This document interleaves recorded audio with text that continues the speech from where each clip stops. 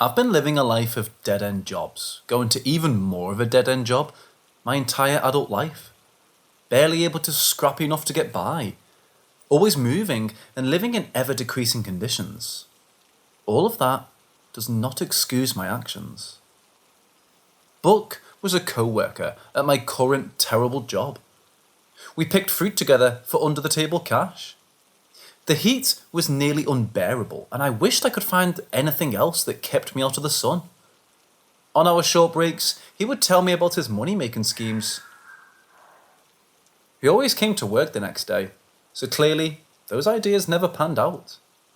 Near the end of the season, he was talking again on our break about a new plan. One that sounded almost solid.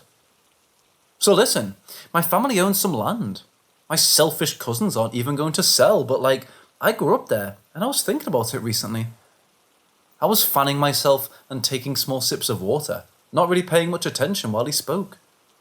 There's this grave. No, those buildings? What are they called? Crypts or something? Anyway, so it's always been back there on that plot of land.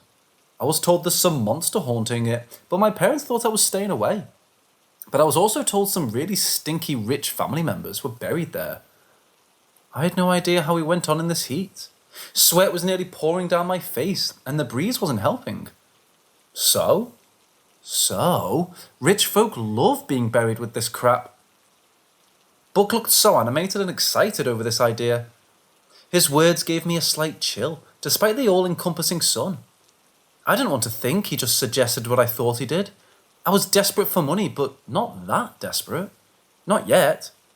I would rather work 100 dead-end jobs than disrespect the dead. I'm not going along with that crazy of an idea. I stood up, letting him see how disgusted I felt. I left. Our break was almost over anyway. As I walked away, he kept a smile on his face as if he knew I was reconsidering. Risking a heat stroke was almost enough for me to toss aside all my morals and follow dumb old Buck into whatever plan he cooked up.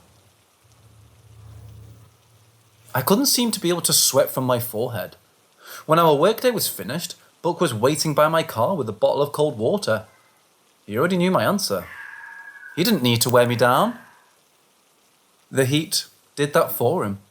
I drained half the bottle of water before looking at him.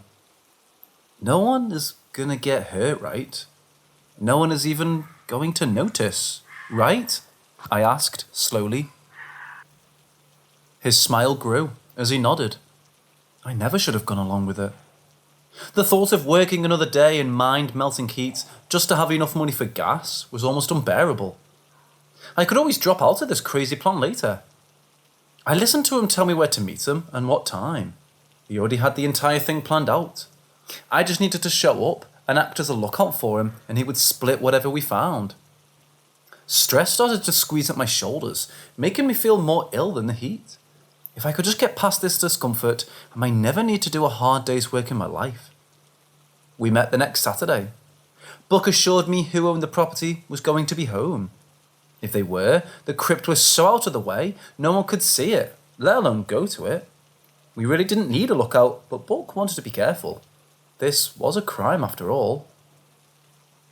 The property was in the middle of nowhere, surrounded by woods. The day had cooled down and the sky grey. The forecast threatened rain later that night. Somehow, the woods looked dead to me, as if the leaves didn't have enough colour to them and the branches of the trees were too dry. We parked our cars down a dirt road where no one would come across them. I needed to trust that Buck knew where he was going. I could easily get lost in these woods. He took out some bolt cutters from his car, and nothing else. I doubted we would really need much else. I almost expected him to show up with a mask and a sack to put all his stolen spoils inside. As we walked, I heard nothing besides the sounds of our feet. Each twig snapping under my steps sounded like a gunshot in my overexcited state. Not a single bird chirped, and it made me feel a little wary of these woods. Buck made us meet before the sunset, and the light around us was strange. I wanted to just turn around, but we pushed on. Have these woods always been so creepy? I asked Buck, in a low voice. Yeah, just the type of trees, I guess. He spoke in a normal voice, and it made my skin crawl. I expected us to be caught at any second. The crypt wasn't too far away from the road. It was a stone building that looked fairly normal, at least what I expected it to look like. 2 light posts stood at the side of the door. As I got closer, I saw there were old carvings along the side of the stone walls. It had faded so much from time wearing it down, I could only make out faint figures carved along the side of the building. No label or names in the stone to say who was buried inside. This place stood along in the middle of the woods, without anyone coming by and vandalizing it. It was so unsettling, not even the bravest of troublemakers would dare violate its walls. It wasn't even locked. As far as I could tell, the stone doors were heavy enough to stop someone from going inside. It would take the both of us to push them open, but I couldn't bring myself to move forwards. The door was down a few stone steps, set into the ground. Because of that, I assumed the entire inside of the building was below ground. For some reason, I thought it was going to be all on the one level. Buck wasted no time in trying to push open the door. When it refused to move, he slammed the end of his bolt cutters against it until it jarred loose. I jumped every time he cracked the metal against the stone. For someone who wanted to be careful and use a lookout, he sure was being stupid and making a lot of noise. "What if someone heard you?" I angrily said down to him. "I told you, no one comes around here. I'll be really quick. Stay out there and scream if you see something, or you could come inside and make this entire thing go faster." He didn't leave me time to argue. He slipped inside the stone crypt, leaving me behind. I paced, looking around, convinced someone was going to catch us. The sun was setting, and I wanted to get the hell out of there. If it got us out faster, I did another thing I would always regret. I went inside after him. Buck had a flashlight he hid inside his pants pocket. Taking it out, the musty space was only being lit by that small source, and the crack of light coming through the door. His feet left prints in the dust. Not even animals got inside this place before us. I rubbed my arms, trying to fight off the sudden coldness that overtook me. Each wall had a slot covered with a plaque. Buck wasted no time prying off the gold trim from those plaque edges. With a small screwdriver, he also hid in his pocket. "Hurry up and get those off so we can leave," I begged, not to move very far from the door. He paused, working to look at me, an odd expression on his face. We weren't just here from some little gold trim, and we both knew it. "You know, the better stuff is inside," he nodded towards the wall. I signed up for this, and yet him saying that made me feel dizzy for a few seconds. I could never forgive myself if I helped him destroy the stone covering and pull a coffin out to take anything of value. He never hid his intentions from me. I knew what I was there for, and yet I refused to face the awful truth until that moment. "I can't," I admitted. My eyes were downcast. "You know, you're a good person, but I'll do all the hard work. Just help me smash this in and pull the coffin out a little. I can do the rest, okay? And if we do get caught, I'll say I forced you into this, alright?" I nodded, feeling numb and ready to go along with anything just to put an end to what we were doing. Buck gave me the heavy bolt cutters, and in a few swings, I had cracked through the stone covering the small space. Dust flew out, causing us to cough and choke in the small space. When we could see, Buck reached forwards to knock aside more stone pieces and take a hold of the bottom of the coffin. It was a beautiful thing once. Now dusty and half rotten, the polished wood no longer shone. I took a hold of the edge, and together we pulled it out and crashed to the hard ground. Old wood creaking and groaning, more dust came flying up. I turned away, unable to look at what I just touched. I kept rubbing my palms on my pants, trying in vain to remove the filthy feeling. I heard Buck get to work behind me, but didn't turn to look. I stumbled forwards in the dark space, handing out trying to find a wall. I needed to get as far away from him as possible. Him and the coffin were in my way of the door, so I could only walk to the empty side of the small room. At least, I was positive it was empty. I leaned against the wall, feeling sick. I've never been in the same room as a body before. Even though the remains would be a skeleton by now, I could have sworn I smelled a musty, rotting air drifting towards me. When I placed my hand against the cool stone, I thought I heard something and my hand pressed in. I pressed hard, distracted by the sound. Another click echoed and Buck behind me stopped his work. Under my feet, the stones started to move. I quickly jumped to the side and pressed my back against the other wall as the door opened. The dust covered the marks, making it invisible. We never would have found it if I didn't place my hand in the right spot. I was having none of this. A secret door inside a crypt? That sounded like bad news to me. But to Buck, it sounded like money. Good work. Come on. He slapped my shoulder and my skin prickled where he touched me. I knew what his hands were touching a second before. I cried out to stop him, but he was already halfway down the steps with our only light with him. As much as I hated the idea of going down and seeing whatever needed a secret door to hide, I hated being alone in a room with a dead body.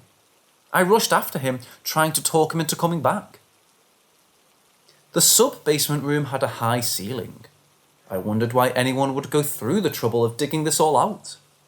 Buck shone a light on some candles. I quickly lit them with my lighter I still kept in my pocket. I stopped smoking because I could no longer afford it, but the lighter was useful to have around. With the dim firelight, I could see a bit better. No cobwebs were in the room at all. Logically, there should be some signs of spiders taking up the space. Aside from the candlesticks, the room only held a single coffin. This one is not dirty or rotten like the other. It sat on a bed of stone, made of solid metal that glittered in the weak light. It looked like gold, but that would be impossible.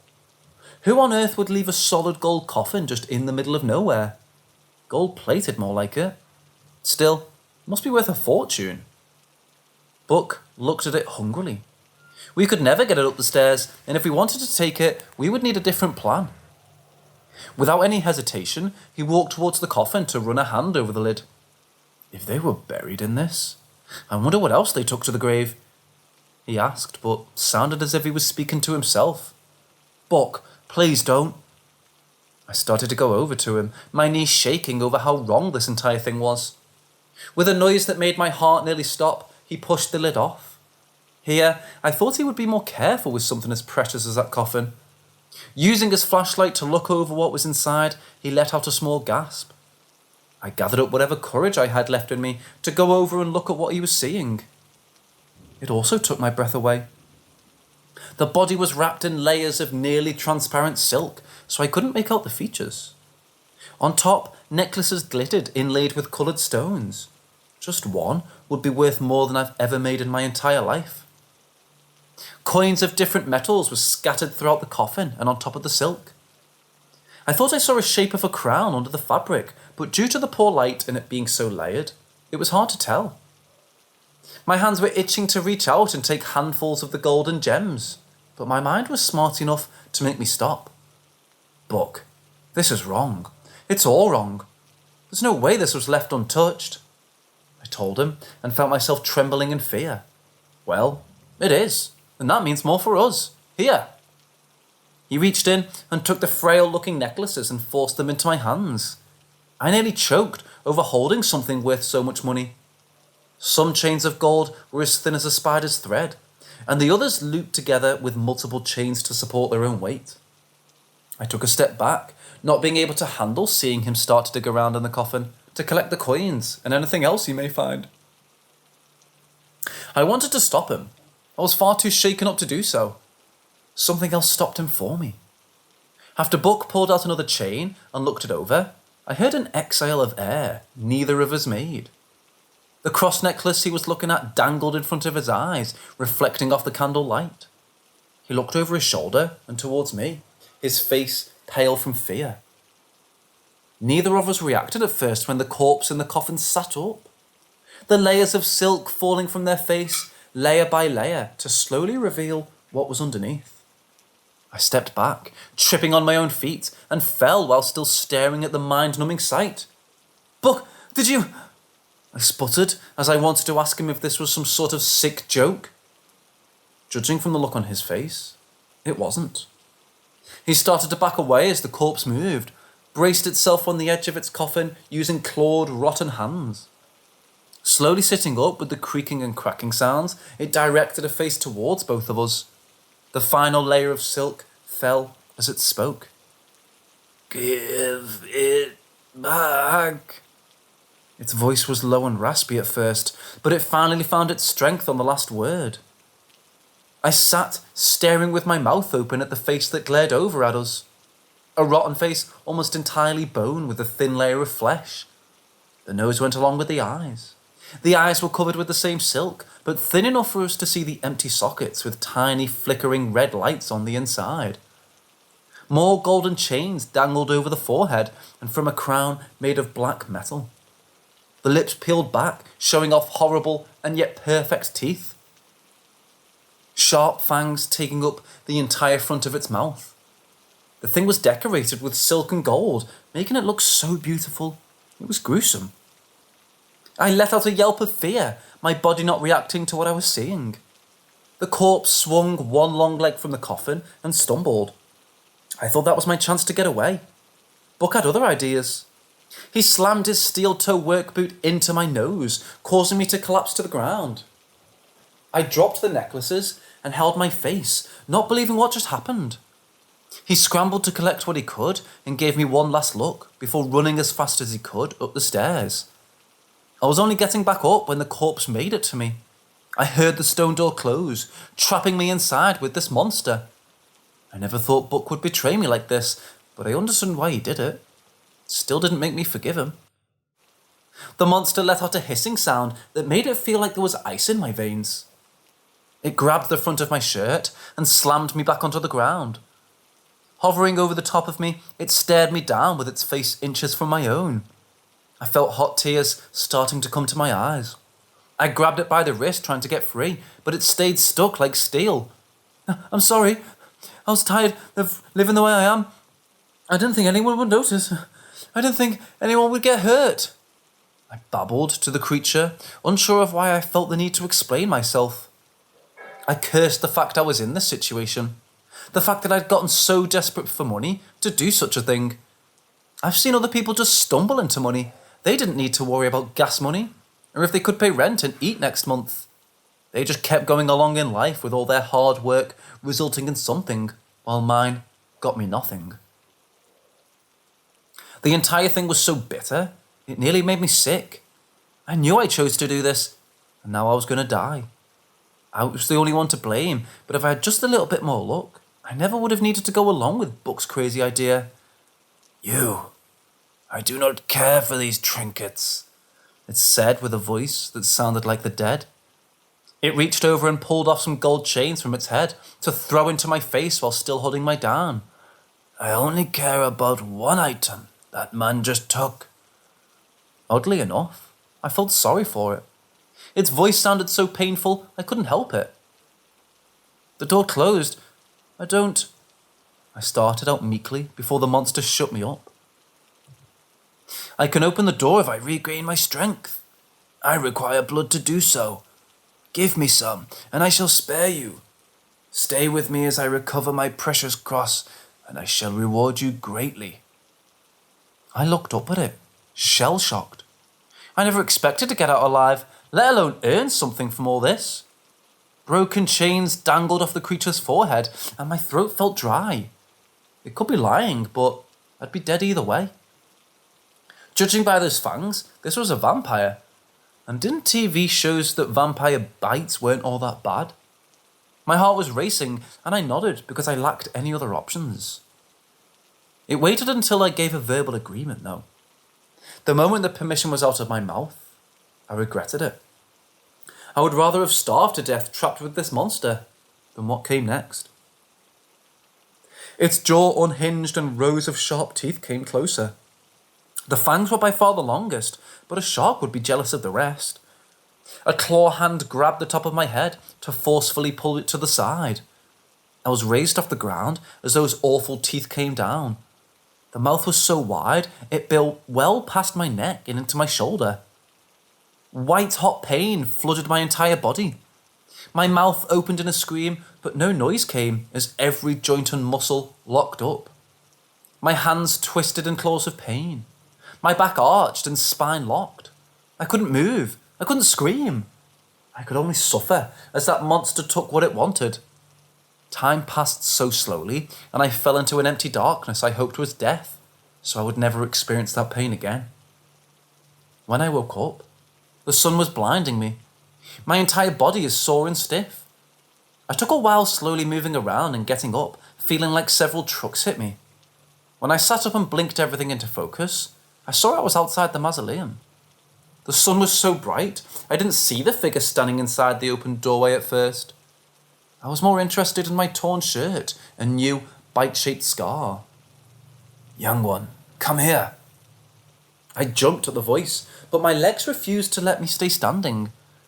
In the doorway was the creature from before, proving it wasn't some awful dream. I didn't move to get closer. I gave you blood. I really don't want to get in the middle of you tracking down books, so..." I sat while trying to drag myself away from the building and along the forest floor. "The cross belonged to my lover. I only want it back." I stopped moving. The voice sounded more human. I sat, looking over into the darkness, barely about to see the creature. "I picked up some new words after drinking your blood. I should not be too much of a problem to deal with." "Sorry about that. The words, I mean," I said, thinking about all the dumb crap this thing now must have inside its head. Never mind that. You have not fulfilled your end of our deal. I said I would spare you if you gave me blood, but I never stated how much. You sneaky little... Your friend is a sneaky one. Only one related by blood may enter this place. Only ones with a sacrifice may take something from me. You were never meant to leave this place alive." I could have sworn the thing was smiling in the dark. It made sense why he offered to bring me along, even though I clearly wasn't needed. I felt a small bit of anger started bubbling in my stomach, but it fizzled out over the idea of being stuck with this creature. And I wasn't entirely comfortable with the thought that Buck's head was most likely on the chopping block. I didn't forgive him for what he did, but that doesn't mean I was a killer. "What's your name?" I asked the creature, making it pause. "Sahadil." We both paused, listening to the leaves in the wind. I felt as if I was making the wrong choice. At the same time, there could be a worse one. "I'm Jesse. I guess I'll be helping you out. What do I need to do?" Reaching a skeletal hand into the sunlight, I heard crackling as smoke started to come from the brown flesh. "Accept me." This time, my legs did work. Walking over, I took the hand offered, feeling to cool against my own, even as it sidled in the sunlight. The figure started to disintegrate, and I worried I did something wrong until I felt myself get heavier. I couldn't get adjusted to anything either, just heavier. "I'm going to rest until nightfall. It's best if you try and find the cross before I do." I heard the creature's voice coming from around me, but didn't see it. I knew I was now carrying the monster with me and out of the woods. And it was right. If I could find Buck before that monster, he might be spared. But that was a big if. He may have already sold the stolen cross by now. I could only hope he hadn't.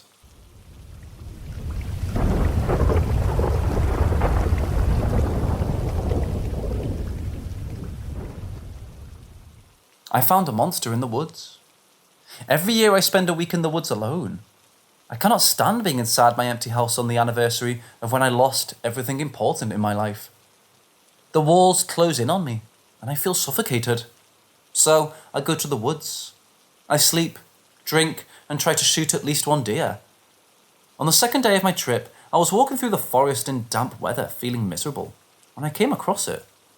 A creature hanging by its foot from a tree. I panicked when I first saw the figure strung up in the tree and rushed forward, hoping it was a person I could still help. As I got closer, I saw that even though its body was similar to a human, all the proportions looked wrong. The legs are far too long and skinny.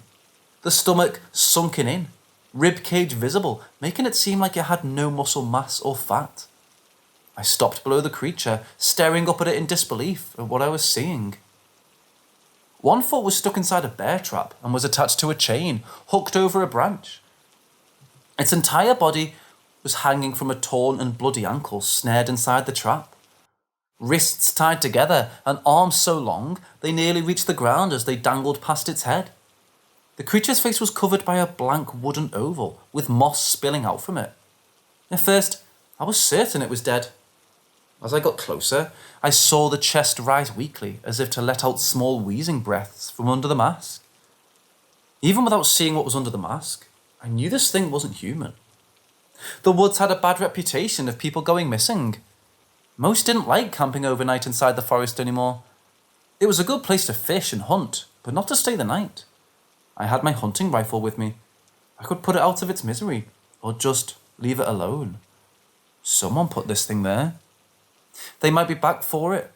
Misty rain came down and I could see the puff of my breath in the terrible weather. My feet are cold and my fingers are stiff. It would get dark in a few hours. I should go back to my camp and try to dry, or else I would get sick. Or leave this damn forest before any more of these creatures come for me. Instead, I did something only an insane person would. I placed my gear on the ground to climb the tree to get the creature down. It was in the middle of the night when the creature stirred. I treated the wounds the best I could. Getting the bear trap off without cutting my hand took almost an hour to do.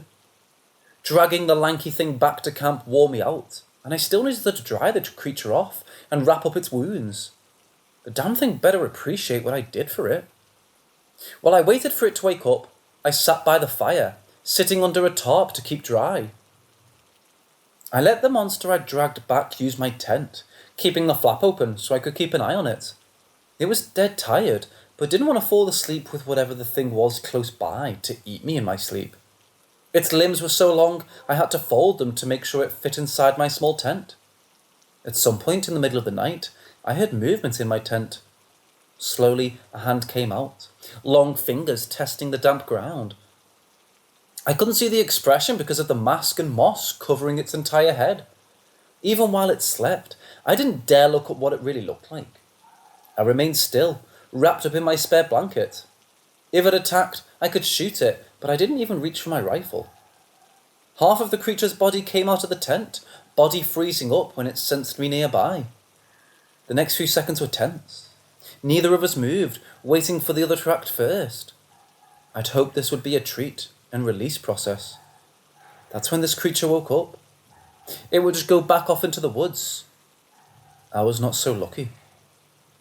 It made the choice to attack the easy target. Darting forward, it cleared the distance between us quickly. I was knocked over, thin, bony hands pinning me down to the ground. The mask flipped up so fast, I never saw what was underneath.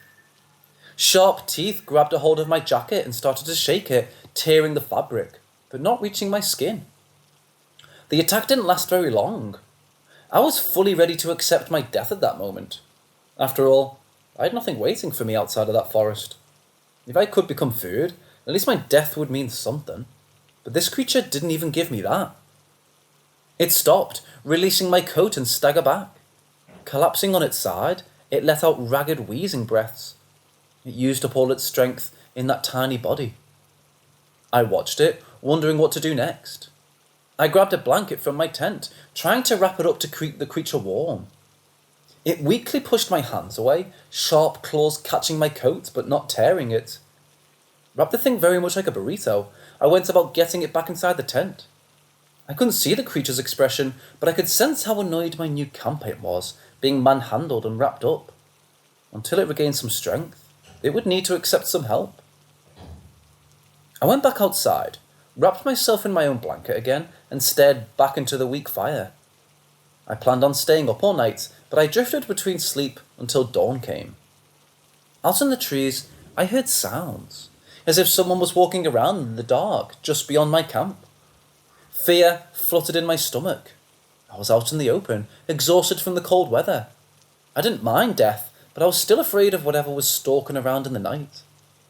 When morning arrived, I looked around the camp to find someone or something had in fact been circling my camp. Muddy tracks and broken twigs gave me enough evidence of being watched. I wondered if it was more of those creatures waiting to grab the injured inside the tent. At least I lived through one night so far. My new guest was out of the tent when I got back to camp. It wrapped in a blanket, glaring at me from under the mask. I could feel the eyes on me, even if I couldn't see them. I needed to think of what to do next. I could just pack up and leave. I doubted these things would follow me into the city. It still wasn't healed up, and wouldn't be able to protect itself if whoever hung it came back. Trying to get the creature to eat, it had no interest in the hot dogs and marshmallows I brought. It was a little surreal, seeing a lanky creature like that in the dim, grey morning light. This thing wasn't human, and yet I was helping it for reasons I didn't know. Aside from people, this thing might eat other meat. If I could shoot some game, maybe a good meal would help it gain some strength back.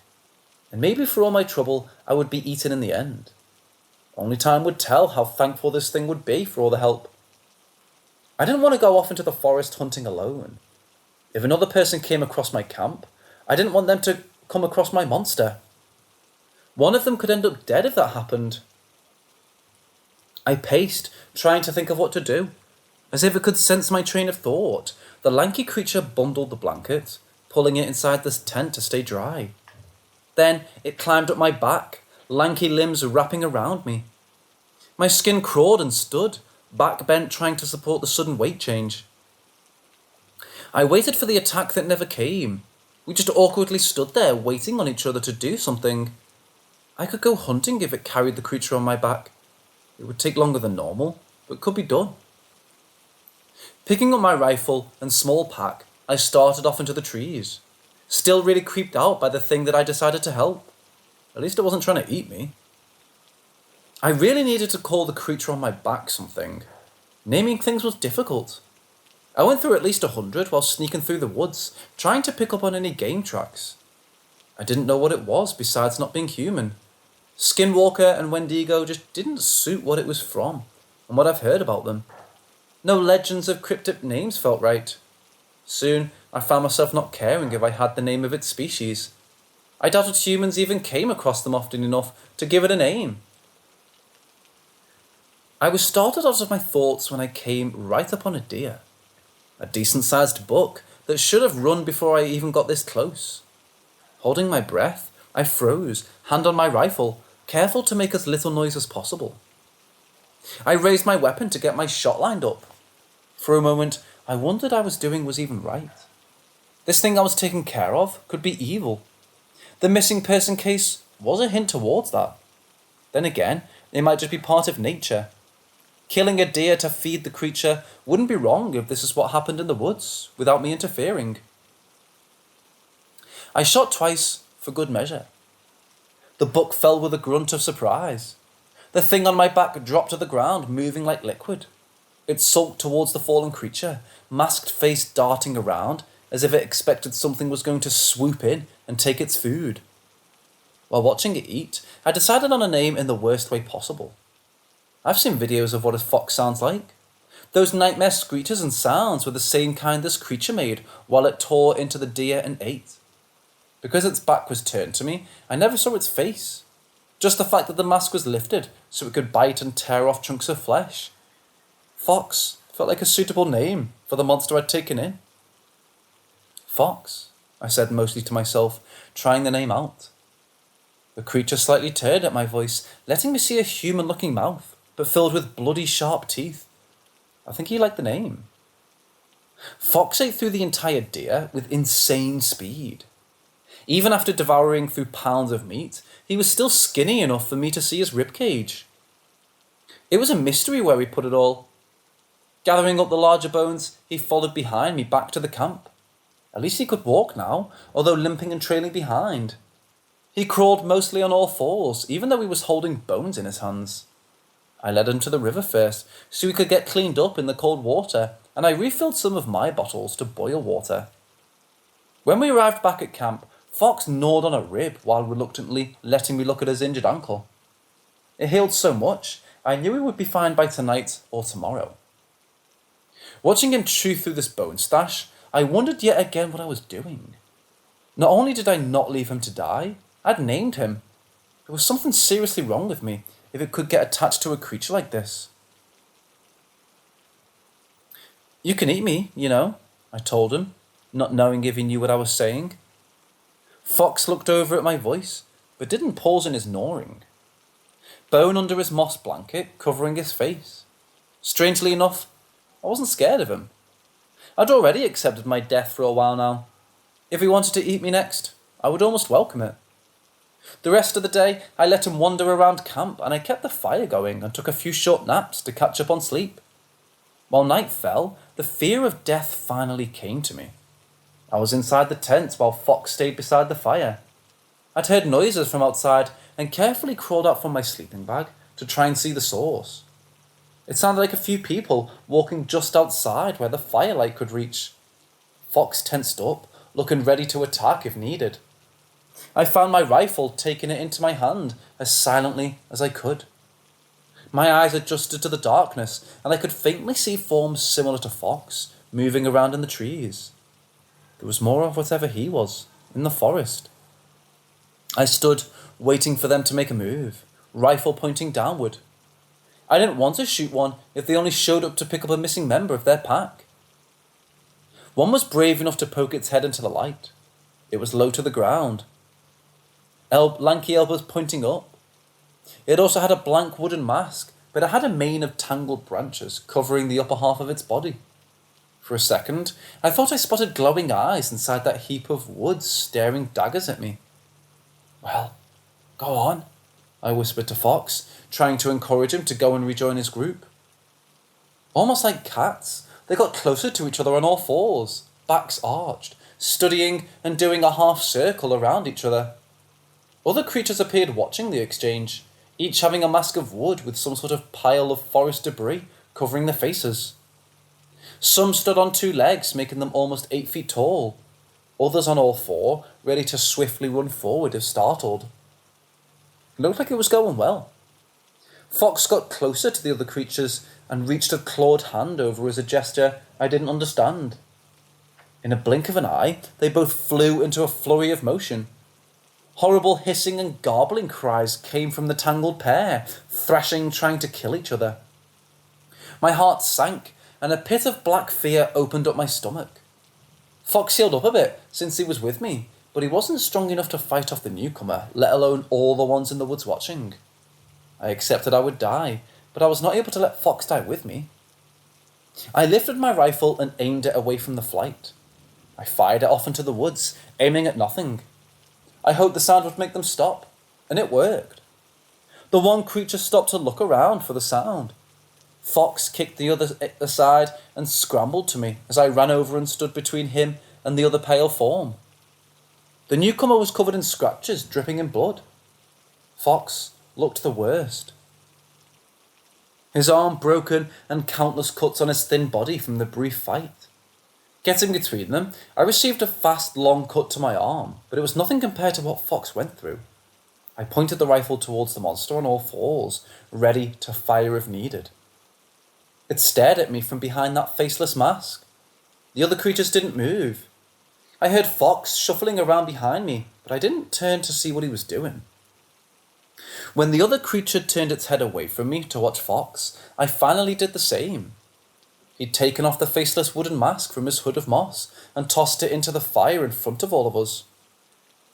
The wood gave off a high-pitched shrieking sound, as if it was from an animal dying. Black flames shot up, spewing into the sky for a few seconds until the noise died down. The mask was burned up completely. Fox sat next to the fire, nursing his bad arm. Slowly, the creatures around us started to leave one by one, until the one that attacked Fox remained. It sat, blood dripping from its wounds. Finally, it turned to and left us. My arm is bleeding and my rifle is feeling heavy. Dropping my weapon, I collapsed to my knees. Caring about someone else was beyond stressful. White-hot pain started to come through my body from my cut. I found my arm was too heavy to move to see how deep the wound was. Trying to stand my legs suddenly refused to work. Not knowing why, I fainted into a deep sleep I didn't awake from until it was morning. When I opened my eyes, I was inside my tent on my side. My arm out front of me, so I could see the wound was stuffed with moss. I felt hot and too weak to move or do anything at all. I couldn't even move my fingers. Pain came in waves as I tried to ignore it. Focusing on anything but the throbbing in my arm, I listened to the pattering of rain outside. The light was grey and impossible to tell what time it was. The tent flap opens, letting cool air and misty rain come inside the tent. Fox must have been the one to put me in here, but he didn't know how zippers worked. My energy fading, I fell asleep again. The next few days, I knew I was dying. Whatever got into my cut was nasty. That creature is easily able to kill with one of the strike of its claws. I slept most of the time, far too weak and feverish to move. Fox would keep me hydrated by lifting my head to let me drink from my steel water bottle I brought along. But the water tastes muddy. He was getting it from the river, not knowing how to boil it. His efforts might just kill me faster. In my fever dreams, I was tormented by the truth that tormented my every waking hour. The reason why I wanted death so badly, even though I was too much of a coward to do it myself. I wasn't there to hear the car accident, but was still plagued by the sounds. My mind repeated the sound of the officer knocking on my door at 4 a.m. to awkwardly tell me the news. His first time saying such tragic words to another person, and I knew it was all my fault. 5 years ago, I cheated on my wife. On one night fling, I did not have a good reason aside from I just felt like it. I told her, knowing I would be unable to hide it. She very understandably got upset and left the house to her brother's place 4 blocks away. They both drank and insulted me. Something I rightfully deserved. To this day, I don't know why they decided to drive back home that night. She was too drunk to drive, but her brother thought he was fine. It was only 4 blocks away from our home, and yet they got into a 3-car pile-up from people leaving the bar for the night. Everyone in my wife's car died that night. Everyone else in the other cars were lucky enough to receive injuries they could recover from. 3 people died. My wife, her brother, and our daughter in the backseat of the car. I went to sleep when she left and wasn't even aware she took our daughter to her brother's place with her. Or because I made one decision to go home with a woman I thought was attractive. A whim killed 3 people. I needed to live with that fact for the rest of my life. Delirious from the fever, I could barely keep my eyes open. I saw Fox sitting next to me, his form blurry in my weaky state. I couldn't handle falling back asleep and hearing where my daughter was gone again. Please, kill me, I begged him, in a voice barely above a whisper. He didn't react for a long time. The longer I looked, the more I noticed he was slightly different, more human. His proportions are not as lanky as before. He leaned in, and I saw instead of the moss covering his face, that he replaced it with torn-up fabric that was once my clothing. He didn't keep it together with glue or thread. My tired brain wondered how the heaps of cloth stayed on his head. Reaching over, he took my arm, now red and infected from the cut. It caused a jolt of pain that almost knocked me out again, to rattle my bones. Lifting my hand to his covered face, Fox lifted some of the rags to reveal a mouth of sharp teeth. Without any hesitation, he took my pinky finger all in one bite. I let out a soft scream, struggling to stay awake. Letting my hand drop, his long fingers came into view, moving directly to my throat. Darkness overtook me. I died. Fox choked the life out of me. Then, he gave me some back. It's something beyond anything I could ever understand of how it happened, and I don't think I ever need to fully understand it. I woke up with a scar on my arm, feeling better than I had in years. Aside from being stiff, my illness left me. I was still inside my tent, rain softly hitting from the outside. Looking to my side, a bundle of blankets was taking up most of the space. Peeking under them, Fox was curled up. He moved up from his nest, being disturbed, but didn't wake me up. I left him alone, climbing out of the tent trying to get the kinks out of my back. It was still damp, but I was glad to be in the cool air outside. A few minutes passed after I came out, and I took stock of everything. My pinky was still gone, but the wound healed along with the cut on my arm. Aside from my clothing being torn apart by Fox, nothing else touched the camp while I was out of commission. I was wondering what I should do when the crunching of twigs drew my attention. A pair of men stood wearing raincoats over wet gear, both with rifles over their shoulders, unable to keep them dry. I thought I saw some chain poking out from one of their overpacked bags. Each seemed as if they were camping for a long time and worn down to the bone. "Can I help you with anything?" I asked the pair, voice cracking from a dry throat. I knew who they were. Without a doubt, they trapped Fox and left him hung up in a tree to die. I wondered if I was going to run into these people who did such a thing and still don't know how to react when it happened. Have you seen anything strange at night? One asked slowly while looking over my camp. I felt my hands start to shake and forced myself to keep them steady. No, nothing. Terrible weather, don't you think? I'm going to pack up and leave today. I hope I sounded casual enough. Glancing over, I saw Fox sitting up in the tent, moving around in the blanket pile silently. From the angle, only I was the one who could see him. The two men looked at each other as if trying to decide something. If Fox saw them, would he kill them? Would I let him after what they did? If we let them go back into the forest, these two would kill more of those creatures. I was sure of that. Whoever was in the woods, they hunted them down, and I found that I didn't care. I didn't save Fox because of what he is. I saved him to give myself a reason to keep going. He was special because I'd named him and made me special. They hurt him before he came that. If they left, I wouldn't go after them. But if they dared trying to harm Fox now, I wouldn't hesitate in killing them. Either they were too tired to deal with me, or I looked natural enough for them to believe my lie. All right, take care of yourself, the older one said, with a small wave of his hand. I watched as they left, still holding my breath. Fox poked out his head, covered in rags directed towards the men, who were already gone. Still not too late to go after them. Fox gave them no notice. Do you want to go home? I asked him, not sure if he could understand me. When I left the woods, I took something with me. A creature that almost looks human now. I sold my house and bought a very small cabin by the lake. I figured it would be better suited for Fox being around the woods. He's never spoken to me, and I've never seen what face he hides. There's still so much I don't know about the monster I carried out of those woods. The only thing I do know about him is that he's now my reason to keep living. I never needed a good one. I just needed something.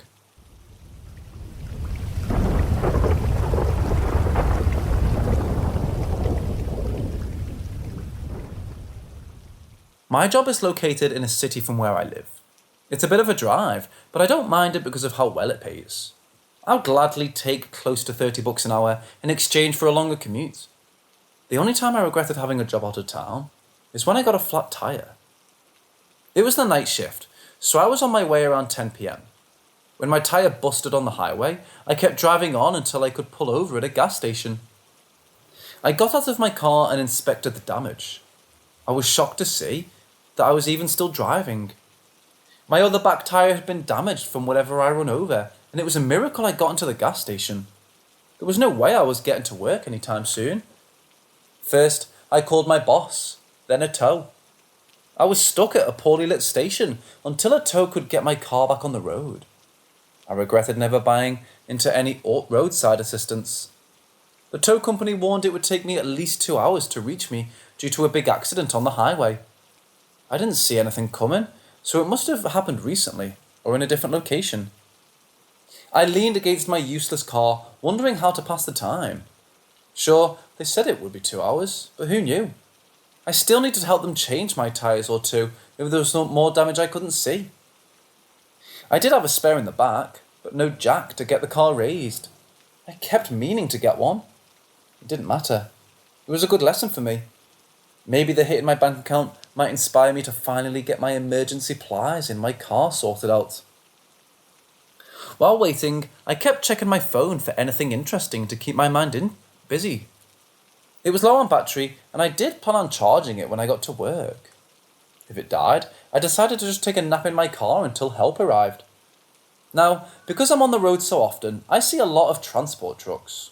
I'm pretty familiar with what companies send trucks out on what days, just because I drove past them so often. There's one truck I severely disliked. It was for an egg company I never remembered the name of. I was too distracted by the carton egg mascot on the side of the truck.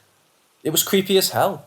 Creepy in a way cartoons aim towards being family friendly and failed. I couldn't get over how much I hated that egg and made a slight groan of disgust every time I drove by it. Who approved the carton egg and didn't notice how bad it looked? I couldn't place what about the design gave me the creeps.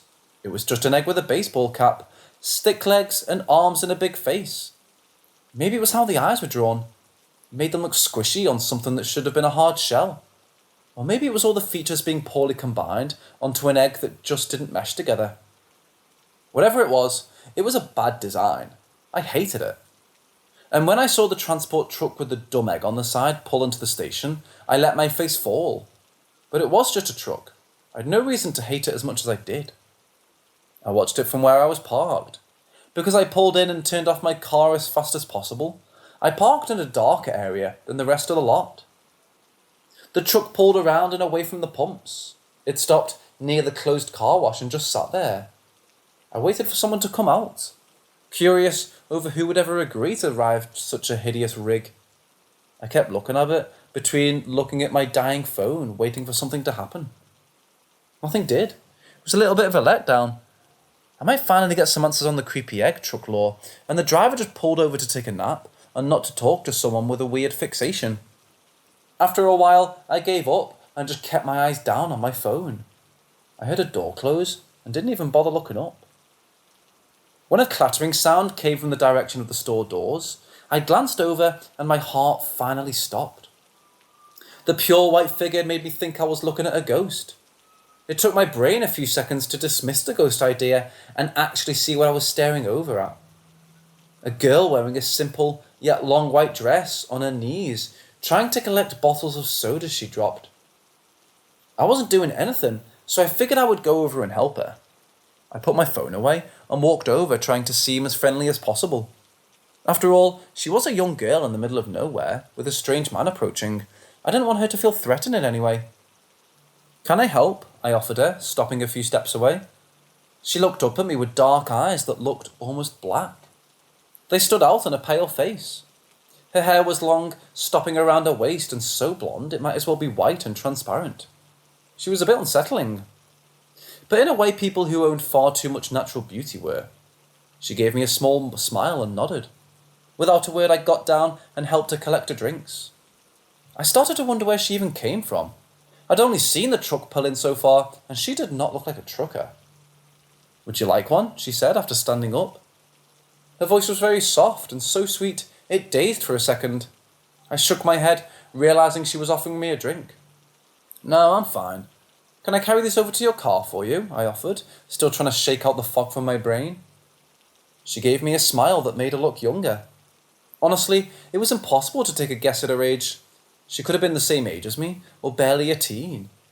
Her face was clear of wrinkles and lines, but she held herself like an adult, making me a little more confused. She didn't speak again, instead started to lend me towards the egg truck. I carried the cold bottles, wondering if she just got a ride with someone she knew. I followed behind, feeling a bit weird all of a sudden. She didn't give off any red flags, or acted strange in any way. She just gave off odd vibes. Stopping beside the truck, she started to line up the bottles of the step under the driver's side door. I did the same, feeling a chill from a sudden breeze. The truck remained dark, and it looked as if we were both alone. "I'm waiting for a tow truck. If you need anything, I'll be parked over there," I told her. I felt as if I overcame my welcome. She looked over her shoulder at me, those dark eyes studying me. "What's your name?" she asked, before I could start walking away. "Justin." I mentally kicked myself for spilling my name so easily. It was just a reflex I couldn't stop. It wasn't as if I thought she was dangerous. I thought she might be a lure, something pretty to get people close, and then someone hiding inside the truck would come out to rob them. My wallet was still in my car, so the only thing they would get was a 5-year-old phone. "I'm him. Nice to meet you." She stuck out a hand, placed the other on her hip, and gave such a wide stance it was comical. Her face brightened in a smile for being able to properly greet someone. "It's nice to meet you," I said, with a small laugh, and shook her hand. Again, I couldn't help it. She was just too polite. I should have left her and gone back to the car. I was bored and she was friendly. Weird name or not. She looked at her line of drinks as if trying to decide which one to try first.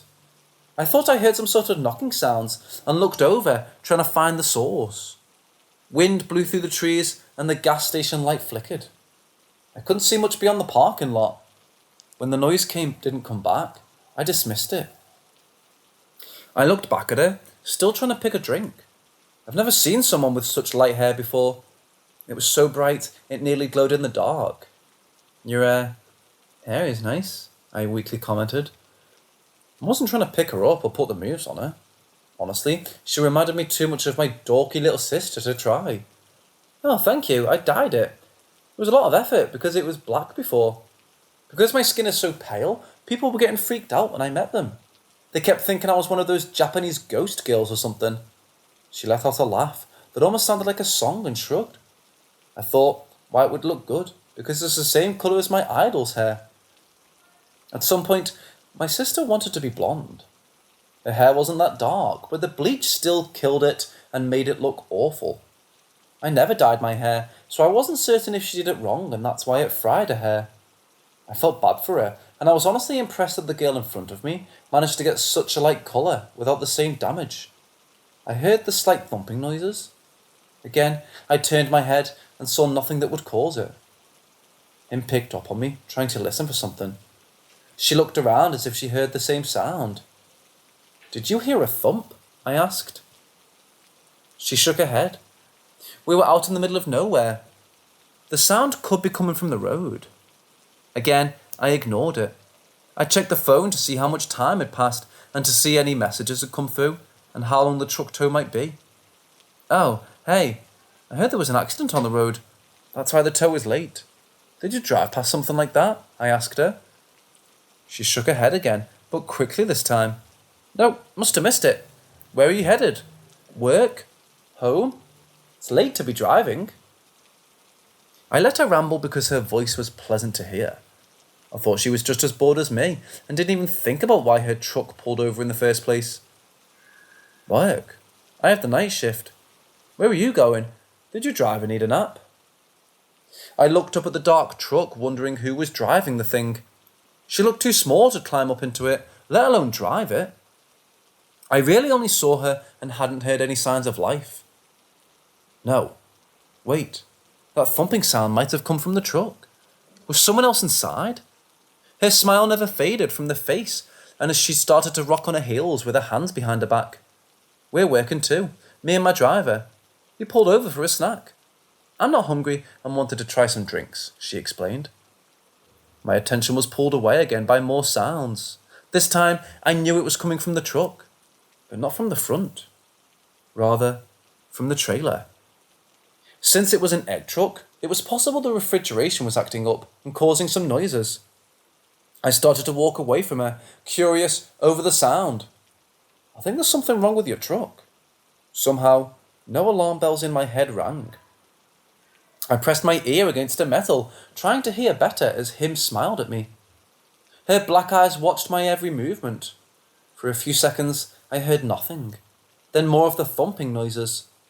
I felt my heart beat faster in an unknown fear. I jerked away when I thought I heard a muffled voice. It sounded like a scream or a plea for help. My pale face, I looked over at Him, who stopped moving. Her smile is still wide, watching me. Anyone at home missing you? She asked, in a cheerful voice. That question carried weight. I opened my mouth to speak, but no words came. I had no idea why I was only now thinking she was dangerous. Somehow, she seemed so harmless until a few seconds ago. I couldn't move and felt my stomach turn to ice when I heard footsteps behind me. By the time I got my body to move, a pair of hands fell into my shoulders from behind me, keeping still. The hands were large enough to take up my entire shoulders. The fingers were long and impossibly skinny, with pointed fingernails. Those nails could easily dig into my flesh if they wanted. My mind was blank from fear, and my knees shook. Justin, I like you. You're nice. Do you want to come along with us? Maybe for a little drive? Him offered, in that sweet voice of hers. The sounds coming from the trailer were getting louder. More banging coming from the inside, as if someone was trying their best to break through the steel. She didn't look over or acknowledge the sounds. Those cold eyes still on mine, an impossibly pretty face smiling away. No, I found my voice again, but it was very weak. I didn't know who or what she was, and I was far too frightened to turn around and see what just took a hold of me. My knees trembled, and I wished I was smart enough to have a real emergency kit in my trunk to change my own tyres. That bit of laziness may cost me my life. Are you sure we could hang out? If you know what I'm getting at. Her tone got a bit lower. She took her dress between two fingers and lifted it slightly. It was a small movement that just exposed an ankle, but the message was clear. I found bile starting to rise to the back of my throat at the idea of what she was offering. She was pretty, but it was just wrong. No, you're too young, the words slipped from my mouth before I could stop myself. I thought she would get angry or have a negative reaction. More screaming and banging came from the trailer. The metal rattled, and I knew that one person could not make so much noise. I couldn't tell how many based on the overlapping screams. The sounds became so loud I could no longer think. During that horrible, hellish sound, him smiled. A true smile at me, and dropped her dress.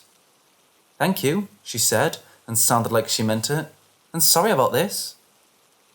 Before I could ask what she was sorry for, or what the hell was going on, something smashed into the back of my head.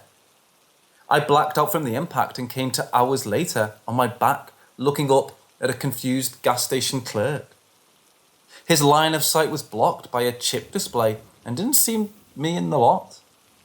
When he stood up to do some restocking and stretched his legs, he spotted me and ran out to see if I was all right. An ambulance and the cops were already on their way by the time I woke up. They took my statement in the back of the ambulance before I was sent to the hospital to get my head checked out. An older cop and a younger female one listened to what happened. I needed to change some details to make it more believable. I described the truck and him. I told them I heard screaming while talking with her and someone hit me over the head. I lied and said I didn't remember what we spoke about, only that I offered to help her carry some drinks over. When I mentioned I was at the station because I was waiting on a tow truck to get my tyres fixed, they looked over at my car, which now had not 2, but 4 brand new tyres. None of us knew what to make of it. As the older cop was writing things down, the younger female one leaned in close to me. The transport truck was reported stolen earlier today. It's good you reported this, but now you need to keep your nose out of it. No snooping. Keep the story you gave us. Understand? She was very close to my face, her black hair tied back in a bun and dark brown eyes staring through me. Eyes so dark they could almost be black. I felt a chill go down my spine, and I nodded. She was satisfied and pulled away before her partner noticed anything. I got some co-workers helped me out and got my car back to the place as I stayed in the hospital to get looked over. When I was clear to head home, I did just that. I don't plan on ever finding out what I stumbled into that night. I still had the same job and stocked my trunk with what I needed to change 2 spare tyres. Doubt I'll ever need to do it, but I never want to be stranded again. While driving to work, I still see those egg trucks. I don't want answers for what happened that night, but I can't help myself from looking at the drivers in the trucks to see if I ever spotted a white hair girl in the passenger side looking back at me.